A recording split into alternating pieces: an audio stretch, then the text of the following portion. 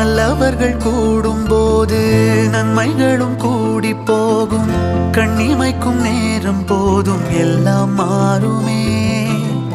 புன்னகையின் வாசமின்றி என்று வரை பூமி மேலே நிம்மதியில் வாழ்ந்ததாக இல்லை யாருமே.